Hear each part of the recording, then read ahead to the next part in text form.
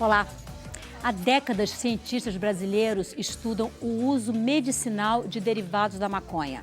Mas o tema ganhou visibilidade em março deste ano, quando o drama da menina Annie Fischer veio a público. Seus pais conseguiram autorização para importar o canabidiol, único produto que se mostrou eficiente no controle das inúmeras convulsões que a acometiam diariamente. A polêmica está posta. De um lado, pacientes que sofrem de doenças seríssimas e buscam qualidade de vida. Do outro, os que receiam que o uso medicinal da maconha abra portas para a liberação da droga. Para debater prós e contras, mitos e verdades, o Expressão Nacional recebe hoje Catiele Fischer, mãe da menina Annie. O presidente do Conselho de Políticas sobre Drogas do Distrito Federal, Leonardo Moreira. Maria Inês Gandolfo Conceição. Ela é professora do Instituto de Psicologia da Universidade de Brasília e diretora da Associação Brasileira Multidisciplinar de Estudos sobre Álcool e Outras Drogas. E o cientista, professor e pesquisador da Faculdade de Medicina de Ribeirão Preto, da Universidade de São Paulo, Antônio Valdo Zuardi. Se você tem alguma dúvida ou quer compartilhar conosco a sua experiência, você pode ligar para o 0800 6969, pode escrever para expressãonacional@câmara.leg.br ou para o nosso Twitter, @xnacional. Eu sou Maristela Santana e o Expressão Nacional é transmitido pela TV Câmara, a Rádio Câmara e a nossa página na internet. Senhoras, senhores, muitíssimo obrigada pela presença aqui no Expressão Nacional. Então, Catiele Fischer, eu gostaria de começar com você, já que foi a história da sua filha e a luta sua e do seu marido que trouxeram essa pauta para o Brasil. Eu gostaria que você contasse, de linhas gerais, o que aconteceu, o processo que ela passou, a luta de vocês para conseguir a importação do canabidiol e, principalmente, como é que ela está hoje. Annie nasceu com uma síndrome chamada CDKL5 e essa síndrome tem uma série de consequências, dentre elas a epilepsia refratária. Ao longo desses anos todos a gente já tentou, nós tínhamos tentado de tudo, várias medicações, combinação entre elas, uma cirurgia para implantação de um aparelho, tudo na tentativa de controlar a epilepsia dela. E a gente não tinha sucesso de forma alguma e isso acabava interrompendo o próprio desenvolvimento dela. Então, quando nós conseguimos descobrir o canabidiol, foi uma luz no fim do túnel, porque foi o que resolveu, sabe? Hoje a Annie tem uma qualidade de vida que ela não tinha antes. Há quanto tempo ela já faz uso do canabidiol? Nós começamos em novembro do ano passado. E com 9 semanas, ela zerou as crises convulsivas. Tendo de 80 por semana em momentos ruins para nada. Ou seja, mais de 10 convulsões em média por dia ela tinha, né? Sim, em momentos ruins ela convulsionava a cada 2 horas. Isso não tinha qualidade de vida nenhuma, ela. Nem para ela e nem vocês, né? Nem ela e nem a família. Então, quando a gente descobriu o canabidiol, foi assim um passo gigantesco, assim, sabe? A gente ficou muito feliz e tínhamos que divulgar isso de alguma forma. E foi rápido conseguir autorização para importação? Não foi muito rápido. Hoje em dia está muito mais rápido. Né, que as coisas vão acontecendo, os processos vão sendo um pouco mais simplificados, mas ainda assim ainda é muito burocrático. Vamos falar um pouquinho dessa burocracia mais à frente. Sim. Professor Antônio Zuardi, o senhor que pesquisa esse assunto há mais de 35 anos, 38 anos, né? A gente estava conversando um pouco antes. Explica para a gente que é leigo, como é que é um fenômeno desse? Um produto que em 9 semanas gera um efeito tão magnífico desse. Explica para a gente. Bom, boa noite a todos. Obrigado, Maristela, pelo convite. A rigor, a gente não sabe exatamente como é que essa droga age para produzir esse efeito, né? A gente sabe muita coisa. Sabe que ela é uma droga que atua em vários sistemas, especialmente o sistema endocannabinoide, mas também em outros sistemas, né? A gente sabe que ela tem um efeito neuroprotetor muito importante, né? A gente sabe várias coisas, mas exatamente qual é a fisiopatologia completa, aonde ela atua, a gente não sabe exatamente, né? Agora, é muito interessante, acho que essa é uma história muito bonita, de interação entre a ciência e a população que usufrui da ciência, né? Porque essa história do canabidiol com a epilepsia, ela é bastante antiga aqui no Brasil. Ela começou aqui no Brasil, na verdade, né? Ela tem cerca de 40 anos. Né? Estudo ou uso?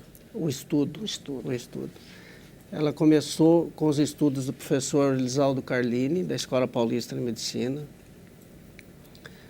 que em 73, pouco menos de 10 anos depois que os canabinoides foram isolados pela primeira vez pelo grupo do professor Rafael Mechula, de Israel, ele tinha um convênio com o grupo do professor Rafael Mechula e o professor Rafael Mechula cedia os canabinoides para o professor Carlini estudar. E em 73 ele publicou o primeiro estudo de efeito anticonvulsivante do canabidiol em animais. Isso gerou uma série de estudos de efeito anticonvulsivante em animais, em várias partes do mundo, né, comprovando esse efeito. E no início da década de 80, exatamente em 1980, ele publicou o primeiro ensaio clínico duplo cego, controlado com pacientes com epilepsia resistente, adultos com epilepsia resistente, mostrando um efeito muito importante do canabidiol nesse estudo. Aí, por uma desses fatos que a gente não entende bem por que aconteceu, isso ficou esquecido da ciência por mais de 30 anos, não é? Até que ele foi redescoberto, não pelos cientistas, mas pela família de pacientes, de crianças que tinham epilepsia resistente, que por algum motivo tiveram acesso a essas informações. E o primeiro caso que teve uma repercussão muito grande foi da menina Charlotte, né, que fez uso do canabidiol nos Estados Unidos, e isso foi motivo de um documentário da CNN, e com isso houve uma difusão que chegou ao Brasil, né, que teve aí o papel fundamental da Catiele e do Norberto, né, na divulgação disso. E essas coisas todas fizeram com que pesquisadores da Universidade de Stanford, nos Estados Unidos, fizessem um inquérito com os pais que faziam uso disso e publicaram esse inquérito no finalzinho do ano passado, né, comprovando esses efeitos, né? E hoje tem uma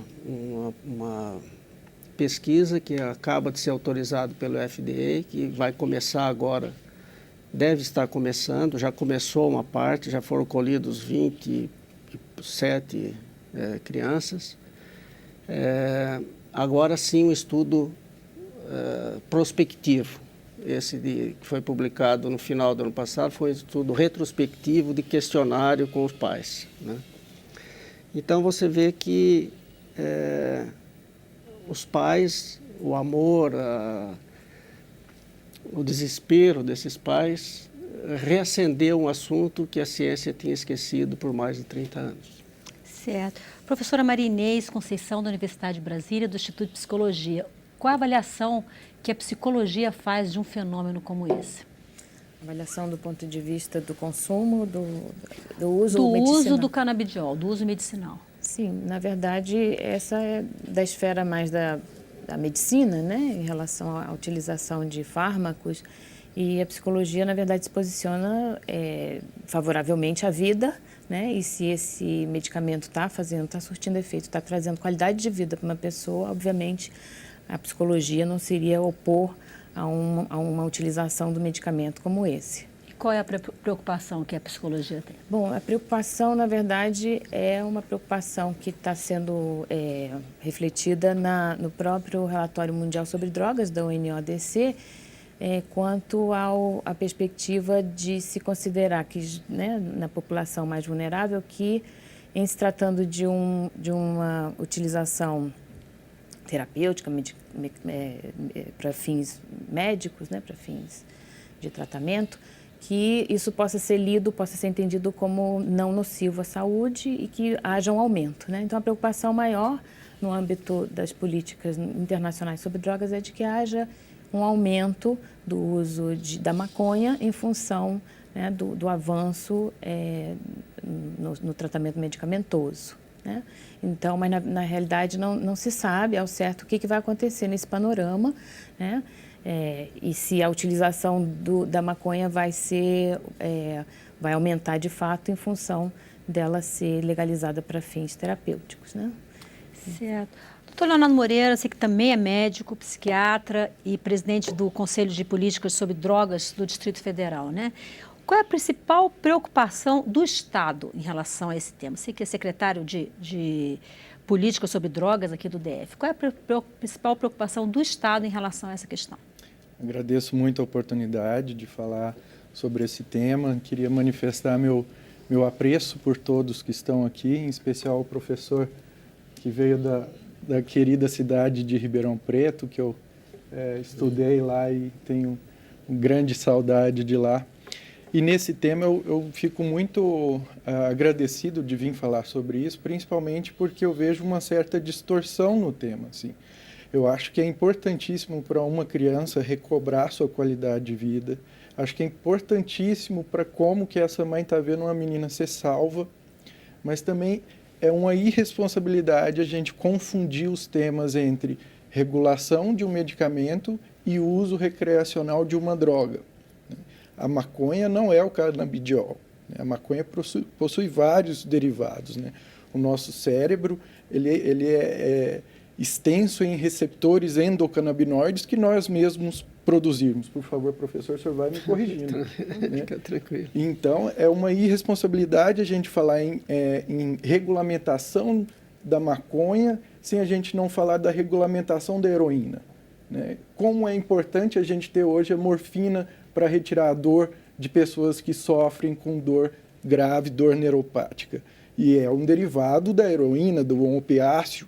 E a gente não levantou toda essa polêmica, todo esse tema apaixonado sobre isso, mas levantamos agora depois de tanto tempo que já se estuda, e o Brasil é um dos países que tem mais estudos, e a Universidade de São Paulo, em Ribeirão Preto, uma das pioneiras sobre esse estudo. Por que agora se tomou isso como uma bandeira apaixonada? Eu fico me questionando até se não é mais uma das bandeiras apaixonadas que nos tira o foco de questões super importantes.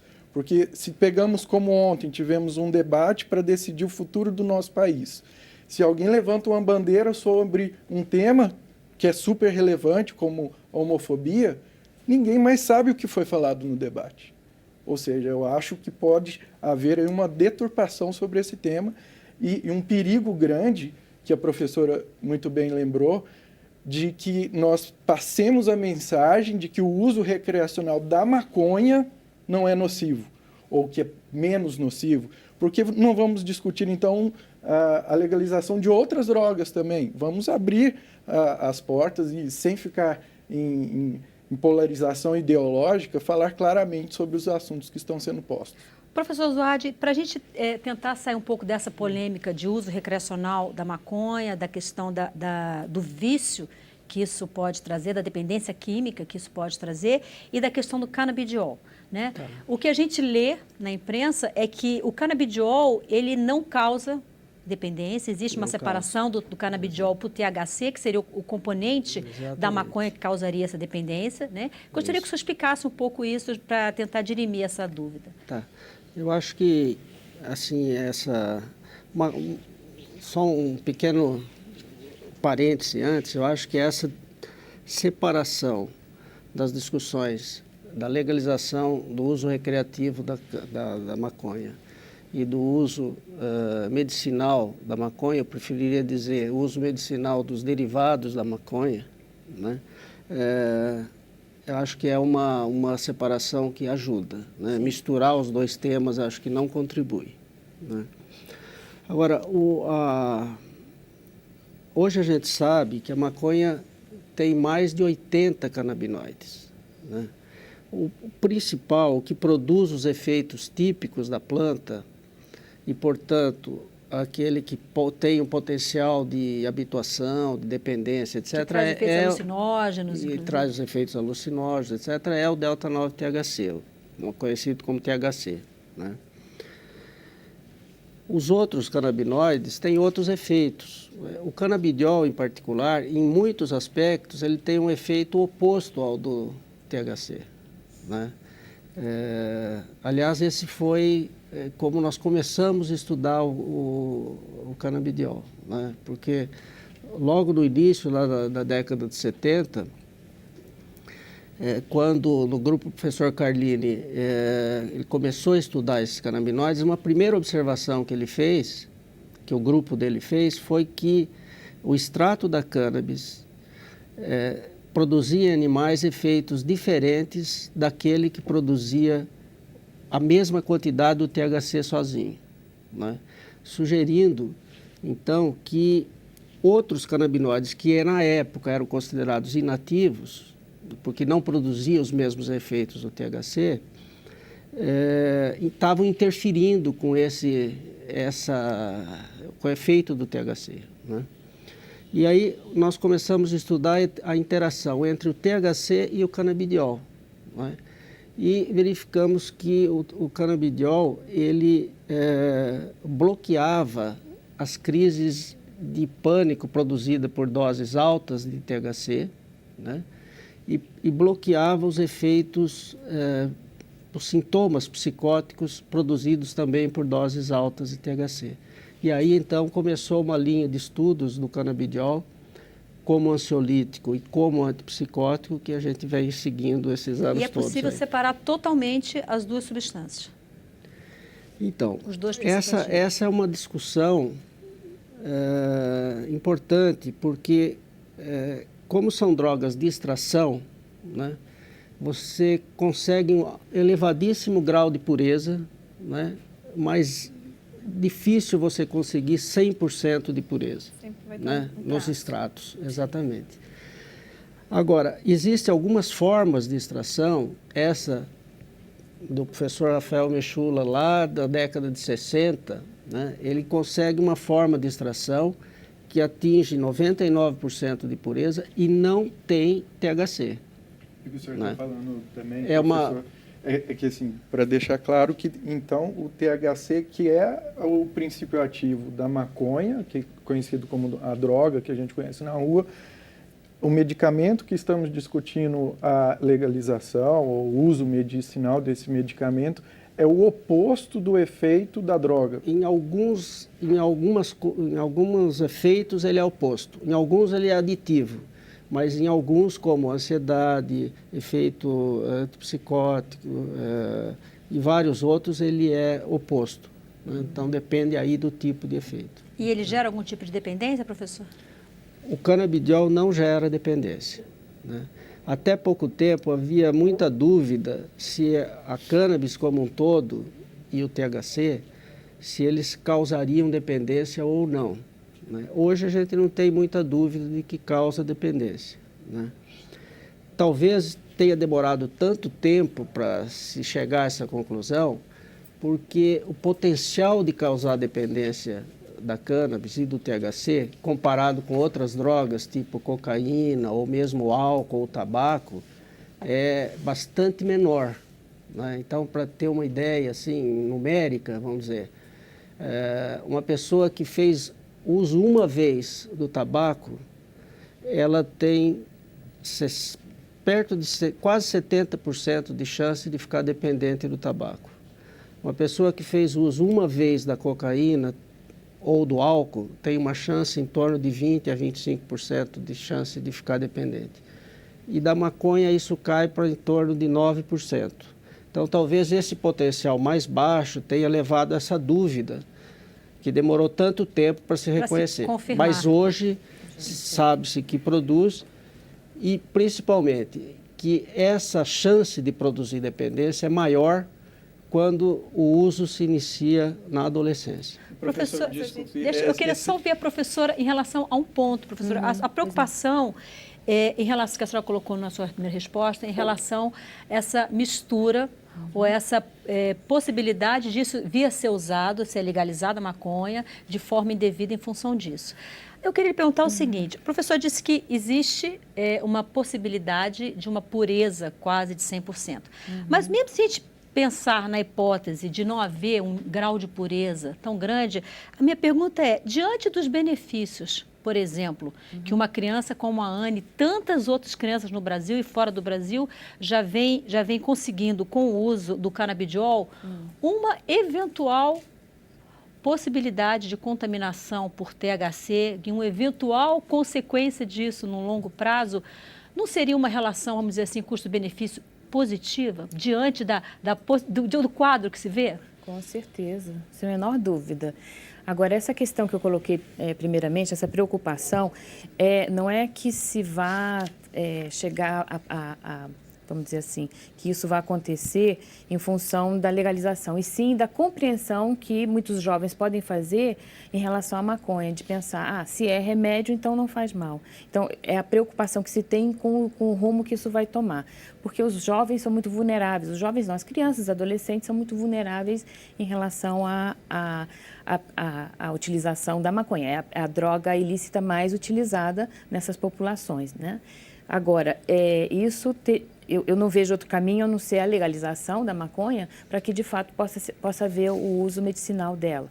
E aí a gente teria que pensar muito em relação a como que isso vai acontecer no âmbito da prevenção para que esses jovens que também estão em situação de maior vulnerabilidade não sejam aqueles candidatos a fazerem o maior uso. O uso recreacional, num cenário de legalização, com certeza poderá aumentar, né?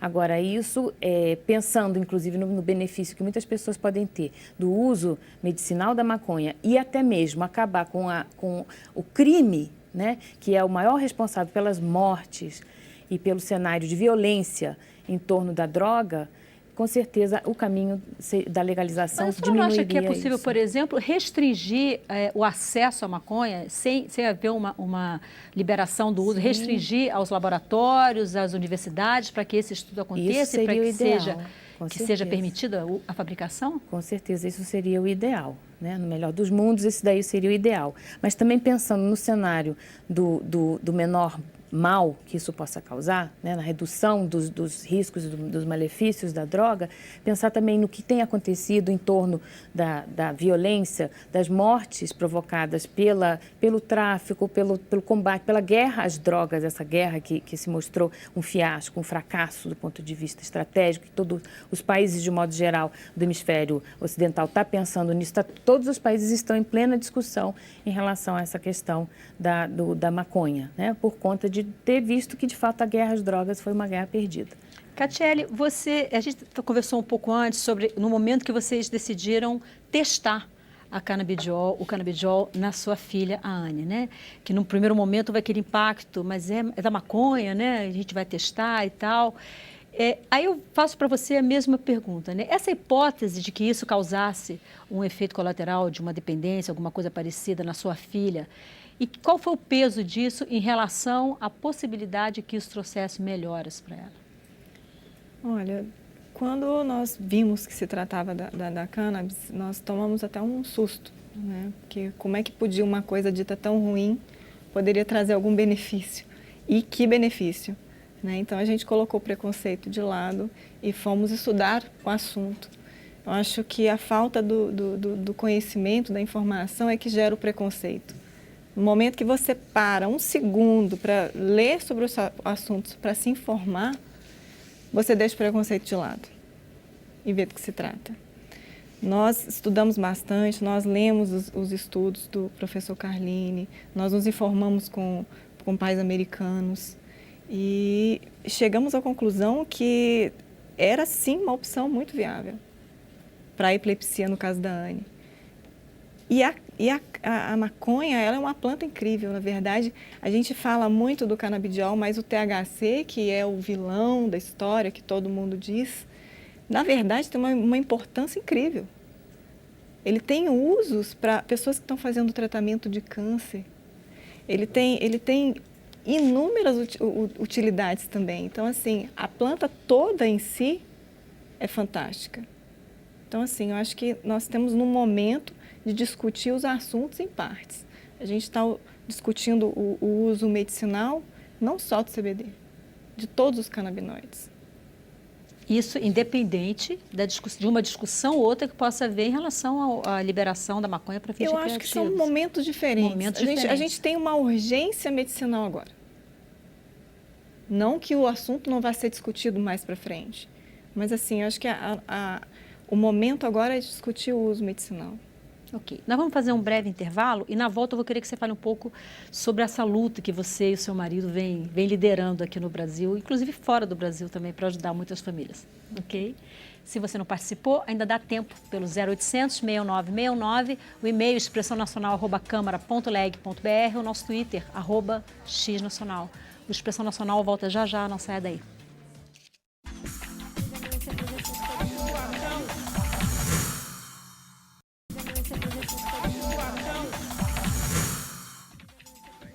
Olá, o Expressão Nacional está de volta na TV Câmara e na Rádio Câmara. Hoje nós estamos conversando sobre o uso medicinal da maconha. Eu recebo hoje Catiele Fischer, mãe da menina Anne, o presidente do Conselho de Políticas sobre Drogas do Distrito Federal, Leonardo Moreira, Maria Inês Gandolfo Conceição. Ela é professora do Instituto de Psicologia da Universidade de Brasília e diretora da Associação Brasileira Multidisciplinar de Estudos sobre Álcool e Outras Drogas. E o cientista, professor e pesquisador da Faculdade de Medicina de Ribeirão Preto, da Universidade de São Paulo, Antônio Valdo Zuarte. Leonardo Moreira, eu gostaria de voltar com você nesse bloco e colocando já um comentário que chegou aqui, é de Marcos Neves. Ele diz o seguinte: é algo impressionante como ainda existem pessoas que ainda defendem o uso de drogas entorpecentes com a mesma ladainha, afirmando que é para uso medicinal. Não se tem nenhuma comprovação de que o uso da maconha venha a ser benéfico para algum tipo de doença. A única coisa que se sabe é que o uso dessa droga vicia e destrói famílias, além de aumentar a violência, como roubos e furtos. Portanto, sou contra. Então, gostaria que você comentasse o que o Marcos disse. A pergunta, a palavra, na verdade, até para fazer alguns comentários sobre o bloco anterior. O professor Zuardi falou sobre o potencial de dependência da maconha, que pode variar de 9% até 14%, dependendo do estudo, e que isso é um engano que a gente pode passar para o jovem que vai pensar no uso da maconha como um potencial baixo para a dependência.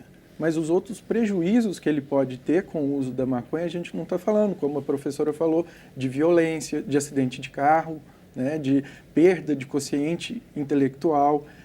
A confusão que a gente acaba caindo no mesmo buraco de falar que a maconha é uma planta excelente, ela é mesmo, e se fumada provoca um excelente prazer em quem fuma, mas também tem os riscos para quem fuma, e esses riscos a gente tem que separar e, como a professora disse, trabalhar a prevenção antes mesmo de se cogitar qualquer tipo de legalização. Se a gente fala em legalização antes de se trabalhar extensamente a prevenção, o que não está sendo feito de uma forma categórica e como os estudos científicos já mostram, que é mais barato trabalhar a prevenção, a gente vai fazer como a gente faz quando a gente coloca uma faixa de carro para andar só bicicleta, antes de educar o povo sobre andar de bicicleta. E achar que é lindo que na Holanda todo mundo anda de bicicleta. É verdade, desde que se tenha uma cultura sobre isso. Mas não, aqui, no próprio plano federal do crack é possível vencer, o plano de prevenção não é monitorado no sistema da Presidência da República. O âmbito mais custo-efetivo não tem monitoração pelo governo federal, infelizmente. E a gente acaba caindo sempre no mesmo buraco, de confundir as plantas. Se a gente falar da planta tabaco, o cigarro é uma excelente planta? Pode ser. A nicotina, né, professor, é um fármaco que pode ser usado para a prevenção, por exemplo, de alguma demência, de outras doenças. A gente pode voltar a discutir isso também. Talvez a indústria de tabaco vai achar ótimo nossa discussão agora para a gente começar a falar como o cigarro pode ser benéfico em algumas doenças. Então, é perigoso essa discussão. Eu acho que sim, Catiane, a gente tem que separar e separar com muito cuidado antes da gente fazer qualquer legalização, da gente ter uma prevenção e uma melhor informação, uma cultura, um diálogo melhor antes da gente fazer essa legalização do que quer que seja, o fármaco ou a droga. Professor Antônio Zuardi, eu li que tem várias linhas de estudo em relação aos derivados da maconha, né, os produtos da maconha. Para o Parkinson, né, para o mal de Alzheimer, para o autismo parece que existe alguma coisa também. Aí eu gostaria que o senhor comentasse essas várias linhas e colocar para o senhor uma pergunta que chegou aqui de Manfred, acredito que seja Westerich, seu nome. Se não for, desculpe a pronúncia. Ele diz o seguinte: pesquisei e li vários artigos americanos que a cannabis medicinal tem efeitos benéficos para uma série de doenças. Para o câncer também ela atua, ela cura. Fui atrás de médicos que me prescrevessem o tratamento com a cannabis, mas não encontro. Existem profissionais nessa área no Brasil ou o costumeiro atraso se manifesta também nessa área? Ele é uma pessoa que sofre de câncer, já fez uma série de químios, de rádios. Então, aí a gente precisa separar um pouco os canabinoides, né? Porque, como eu disse, é difícil você falar da maconha como um todo, porque a maconha como um todo, ela já teve o seu ápice como produto farmacêutico há mais de 100 anos atrás, quer dizer, no início do século XX, né? Até 1935, mais ou menos. Os principais laboratórios farmacêuticos na época tinham produtos à base de cannabis, tinturas, extratos, etc., para várias patologias. E esse uso acabou caindo, diminuindo e caindo em desuso, né, por vários motivos. Talvez muito importante fossem as restrições legais, etc., a cannabis como um todo, mas um aspecto que foi muito importante foi a baixa reprodutibilidade desses produtos, porque na época não se conhecia ainda, não se tinha isolado ainda os componentes, né? E hoje a gente sabe que a proporção relativa entre esses canabinoides numa amostra da cannabis, ela varia muito. E dependendo dessa proporção, você tem um ou outro tipo de efeito, etc. Né? Então, por isso é importante separar de qual canabinoide nós estamos falando, né? Acho que no bloco anterior a Catiele lembrou muito bem que dá a impressão aqui quando a gente fala que o THC é o grande vilão da história, né? Não é na verdade. E não é na verdade, quer dizer, o THC foi a droga derivada da cannabis, que pela primeira vez chegou ao comércio, né? O dronabinol, ele é licenciado nos Estados Unidos desde 85, né? 1985, e ela tem várias indicações, quer dizer, ele é muito útil na náusea produzida por quimioterapia, ele é muito útil na anorexia produzida por doenças como câncer e AIDS, etc., né? Ele é muito útil na dor crônica, né? Na dor crônica. Glaucoma, né? E em associação com o canabidiol, isso é uma coisa mais recente, tem um produto que é licenciado em mais de 24 países hoje, que é o Sativex, que é uma mistura do THC com o CBD, canabidiol em doses iguais. Ele é muito útil na esclerose múltipla, na espasticidade da esclerose múltipla, nas dores da esclerose múltipla. Então,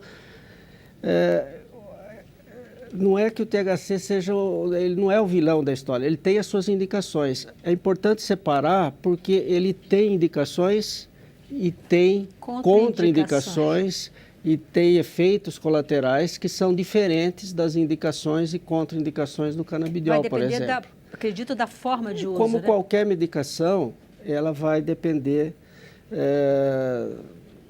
para que ela está sendo usada e que cuidados deve ter com cada uma dessas drogas, né? Até aspirina, se for usada de forma indevida na farmácia. Agora, com relação à pergunta específica do telespectador, né, com relação ao câncer, tem muitos estudos do canabidiol como antineoplásico, né? O canabidiol é uma droga assim que a gente fica até um pouco assustado, porque fala, pô, então serve para tudo, né? E realmente ela tem um espectro amplo de efeitos muito grandes. E eu vi que ontem, inclusive, coincidentemente, o FDA autorizou um laboratório americano a iniciar uma pesquisa numa forma grave de tumor cerebral, né, o glioma.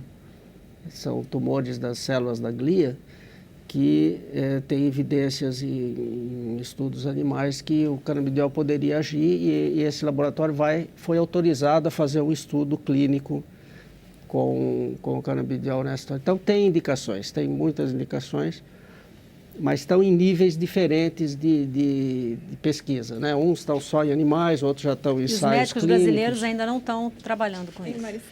Então, o problema dos médicos brasileiros é que eles precisam serem autorizados a prescrever. Né? Isso depende do Conselho Federal de Medicina.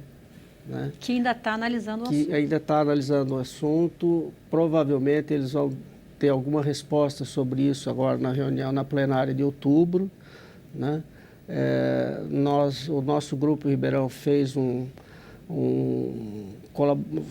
colaboração com o Conselho Federal sugerindo algumas coisas e isso deve se resolver. Então, é preciso que o Conselho Federal autorize os médicos a prescreverem. Mas mesmo sem essa autorização, se a gente informa o paciente e ele assina um termo de esclarecimento, a gente já pode prescrever. Pode com risco do próprio médico, né? Sim. Porque não é autorizado pela Associação de Clínicos. Então, Catiele, explica um pouco essa luta de vocês, como é que está? Aí que está a grande questão, Maristela. Assim, o professor Jade acabou de falar que o FDA autorizou uma pesquisa. É isso que nós queremos. Reclassificando, classificando. Eu digo, as pessoas dizem reclassificar porque, na verdade, o canabidiol, vamos tratar especificamente dele agora, ele está implícito, na verdade, exato, como sendo proibido. Ele não está escrito lá na lista da Anvisa de produtos proibidos. Ele está implícito no item, né, que é um isômero da planta cannabis sativa. Então, assim, se a gente consegue reclassificar, a gente abre portas para as pesquisas serem feitas. E, assim, eu acho que é a base de tudo. Eu vou repetir de novo, a cannabis é uma planta incrível, sim. Todos os canabinoides têm as suas utilidades, assim como a morfina, como o nosso colega aqui mesmo lembrou, é derivada do ópio. Muita gente não sabe disso, que é uma planta. E que também tem várias propriedades exatamente, louváveis. E seus perigos também. Só que se você chegar para uma pessoa e falar assim, a morfina é derivada do ópio. Ah, não, eu sou contra o ópio, então eu não vou usar morfina. Como assim você não vai usar morfina? Sabe, você está morrendo de dor. A mesma coisa com o canabidiol. Acho que, assim, se classifica, você tem uma oportunidade de abrir mais espaço para as universidades estudarem os usos de cada um deles, que seja o THC, que seja o CBD, que seja o CBA, todos os canabinoides. Deixa eu aproveitar e dar uma informação aqui. Nós convidamos a Anvisa para participar aqui do nosso debate, mas eles não puderam, não quiseram vir. Mas a informação que nos passaram é o seguinte, que até o dia 24 de setembro, a Anvisa já havia autorizado 87 pedidos de importação de remédios à base de canabidiol, fruto dessa luta iniciada pela Catiele Fischer por seu marido em prol da sua filha. A Anvisa está discutindo a reclassificação da substância, que foi o que ela falou agora. Mas, em razão da complexidade do tema, ainda não há um prazo para decisão pela diretoria colegiada da Anvisa. E a nota oficial deles diz o seguinte: a Anvisa pretende garantir que nos casos em que há necessidade do uso de produtos à base do CBD, que é o canabidiol, desde que reconhecidos e prescritos por profissionais da área médica, os pacientes sejam atendidos. Assim, o acesso ao canabidiol pelas pessoas que necessitam desse produto, segundo a Anvisa, está garantido pela Anvisa. E aí, professora, eu gostaria de ouvir em relação ao ponto. Hoje, como o CRM ainda não se decidiu em relação a isso, a Anvisa ainda não se decidiu em relação a isso. Ora, essa autorização vem da Anvisa, ora, ela vem da Justiça. E a minha pergunta é o seguinte: que risco pode existir de o Poder Judiciário, que não é um poder que está ligado a essa área de saúde, essa área médica, autorizar a importação dessa substância sem que a Anvisa e a CRM tenham uma posição definitiva em relação a isso? Sim, esse é o grande problema, por conta de se ter, como se vai ter acesso a esse produto se ele continua no limbo, na clandestinidade, né? Assim como também a própria questão, quando a gente vai tratar da droga, da legalização, da descriminalização, porque é um contrassenso. Se a gente discrimina, mas não legaliza, a gente está fazendo, né, a mesma coisa que permitir o uso, mas é proibido a venda. Então, é um embate que, de fato, precisa ser conversado, precisa ser debatido e precisa, de fato, pensar nessa separação entre o uso recreativo e o uso medicinal. Mas que isso tenha que avançar para que não haja esse tipo de embate onde pessoas que podem estar se beneficiando, né, do uso dessas substâncias não podem por conta dessa dificuldade, desse dilema, dessa discussão que é totalmente infrutífera, né, e que leva ao sofrimento de um monte de pessoas que poderiam estar se beneficiando desses medicamentos. Essa grande questão, muitas pessoas podem se beneficiar com isso, podem, mas elas têm uma dificuldade de conseguir a autorização da Anvisa. Porque a Anvisa exige que você tenha um termo de responsabilidade médica, que você tenha receita médica, um relatório falando sobre o caso. Qual médico vai prescrever se é proibido? Tem que ser muito corajoso. Ou então ter um conhecimento sobre a causa. Então fica meio contraditório, você acaba num ciclo vicioso. A pessoa não pode comprar porque é proibido, limbo, a pessoa não consegue uma receita porque o médico não quer prescrever porque é proibido. E aí? Mas aí também entra a questão que, assim, medicamentos que ainda não são regularizados pela Anvisa, por exemplo, um próprio medicamento para tratar a dependência química, um medicamento injetável, que já tem no Brasil a forma oral. Se o médico vê e julga que aquele paciente, naquele caso, vai se beneficiar, ele pode fazer todo esse trâmite e, da mesma forma, o paciente importa esse medicamento para tratar essa dependência química. Um outro contraponto é que quantos jovens são hoje vulneráveis a fazer uso de maconha e ter algum prejuízo, a entrar na estatística ou da dependência ou dos prejuízos de violência e tudo. Eu acredito que vai ser bem maior do que o uso que nós vamos fazer dos canabinoides medicinais. Não dá para a gente fazer um peso entre quantas vidas a gente vai poupar ou vai gastar para se defender a legalização da droga em si. Cada vida tem sua importância e não tem nada que se discuta de que a vida, por exemplo, da sua filha, é indiscutível o direito dela de fazer o uso dessa medicação. Mas que isso não fira o direito de outros adolescentes a entenderem e compreenderem que eles podem fazer o uso de uma droga porque agora ela vai ser legalizada. Mas eu estou falando... Pode falar, professor. Não, tem um aspecto aí, né, Leonardo, que às vezes as pessoas confundem um pouco nessa questão da reclassificação ou da classificação do canabinoide, né? Porque o canabidiol, ele está como droga prescrita por ser um derivado da maconha, né? Um derivado da maconha. Agora,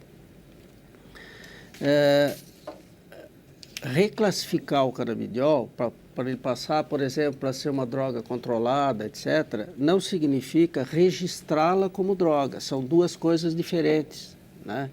O registro de uma droga para ser comercializada, vendida, etc., ela tem muitos passos, precisa de estudos multicêntricos e tal. Não é o caso nesse momento. Nesse momento é simplesmente reclassificar, inclusive para possibilitar que esses estudos maiores possam ser feitos, para um dia a gente poder registrar como droga e aí ela ser comercializada. Olha só, eu estou recebendo aqui inúmeras perguntas, mostra que a população brasileira tem interesse nesse assunto. Eu vou ler dois comentários que chegaram aqui e aí vou começar a passar as perguntas, eu pedi para a gente responder bem rapidinho, para a gente conseguir responder o maior número de perguntas. Uma é de um farmacêutico chamado Fábio Chabregas, infelizmente não sei de onde é. Ele diz assim: uma coisa que deve ficar bem clara é que existem duas coisas que estão sendo discutidas, estão sendo confundidas. Uma é o uso da maconha na forma de planta, com seus diversos componentes, seus diversos efeitos, bons e ruins, e existe o uso do canabidiol na sua forma purificada e na dosagem terapêutica.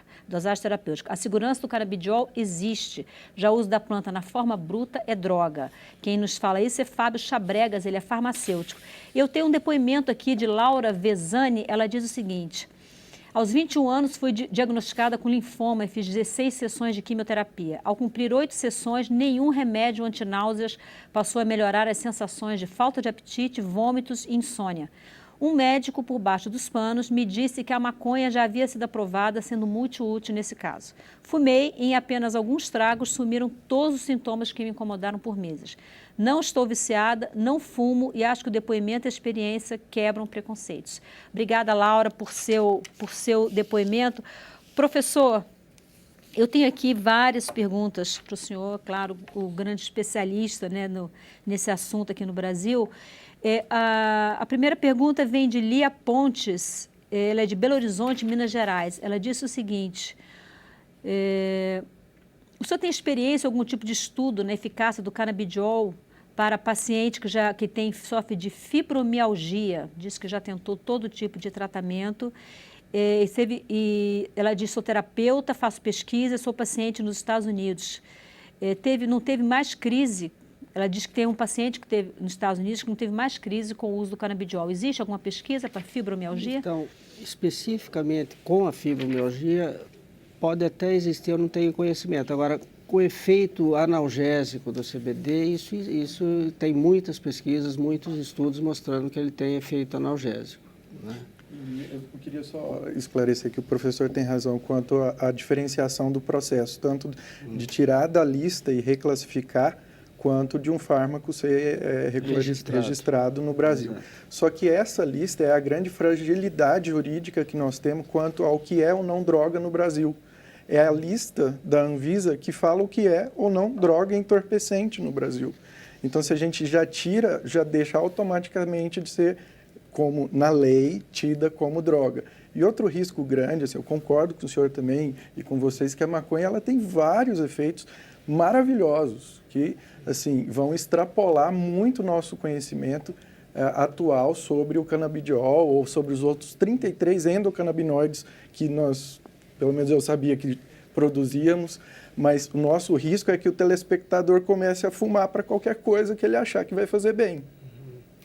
Eu espero que a nossa conversa esteja contribuindo, né? Não se trata de uma apologia. Eu posso fumar, não se trata de uma apologia ao uso da maconha. Bem. Nós estamos discutindo justamente eventuais benefícios, inclusive por isso trouxemos um grande especialista no assunto, de produtos que são produtos derivados da cannabis ou da cannabis sativa. Isso não tem nada a ver com qualquer tipo de estímulo que esteja sendo feito aqui ao uso né? da maconha. Exatamente. Agora, essa reclassificação é a reclassificação de alguns componentes, né? Não é a reclassificação da droga como um todo. Então, a reclassificação do canabidiol, a reclassificação do THC para algumas situações, né? Então, acho que é importante. Eu acho que, assim, ó, diferenciado. Por que é a nossa grande urgência? Porque a gente não tem muito tempo. A minha filha não tinha tempo para ficar esperando alguém falar, não, peraí que agora eu vou ver. Cara, os estudos estão aí, tem estudos na Europa, tem estudos nos Estados Unidos, tem estudos aqui no Brasil, tem inúmeros estudos. Eu acho assim, ó, a nossa urgência agora, porque cada dia que passa, são crianças sofrendo.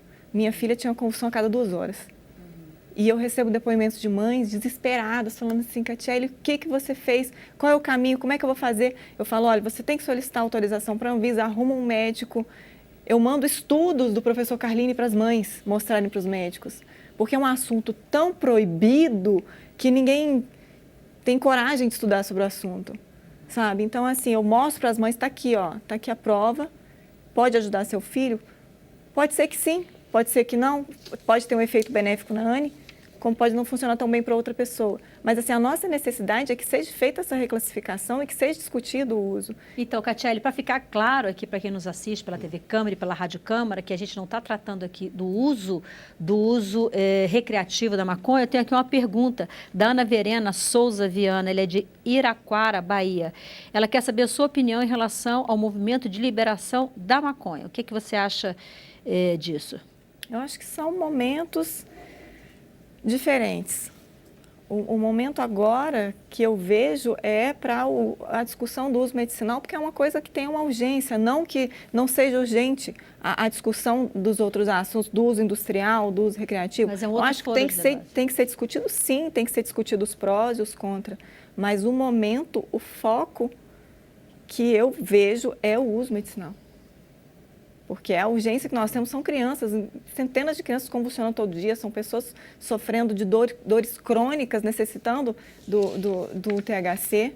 Que seja. E assim, só para reforçar que eu concordo com você, assim, eu acho que essa discussão é urgentíssima e que são medicamentos que a gente deveria já estar avançando há mais de 30 anos nessa discussão.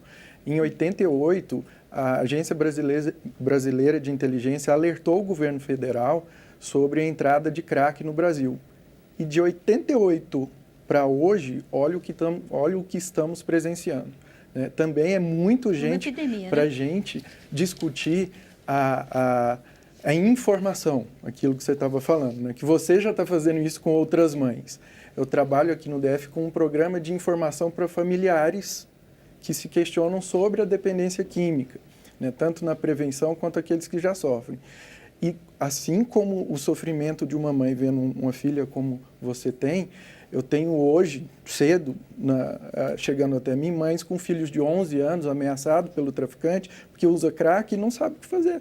Pois é, então deixa eu aproveitar e passar uma pergunta aqui para a professora Maria Inês, da Universidade de Brasília. Essa pergunta é de Rosiméria Aparecida da Silva, de Sertãozinho, São Paulo. Ela diz, tem um adolescente que é usuário de maconha. Gostaria de saber se tem algum remédio que substitui a maconha. A senhora conhece? Bom... Não que eu conheça, talvez o professor tenha alguma informação a respeito, mas o tratamento, que cada vez mais tem surgido, não era uma coisa típica, mas tem surgido pessoas que fazem tratamento para a dependência da maconha, né? Mas não existe assim um antídoto, um remédio para isso, né? Eu acho que cada caso é um caso, tem que se saber qual é a relação que esse adolescente mantém com a droga para saber se de fato ele está dependente, que tipo de uso ele faz, que lugar que a maconha está, né, ocupando na vida desse adolescente. E existem várias possibilidades de tratamento que não precisam ser necessariamente medicamentosas para... Senhores, eu preciso encerrar o programa. Bem rapidinho. Professor. O canabidiol, nós temos um relato de caso, algum estudo, não para substituir o uso da maconha, mas para reduzir a síndrome de abstinência. Sim.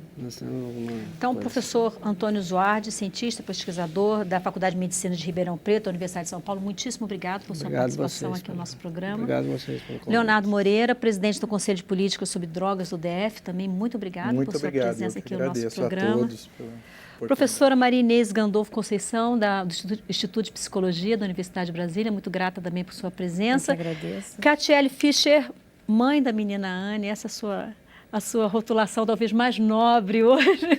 Muito obrigada. Eu queria que, antes de encerrar, que você falasse rapidinho sobre o documentário que vocês produziram em relação ao caso da sua filha, quando é que vai ser lançado, onde é que pode ser visto.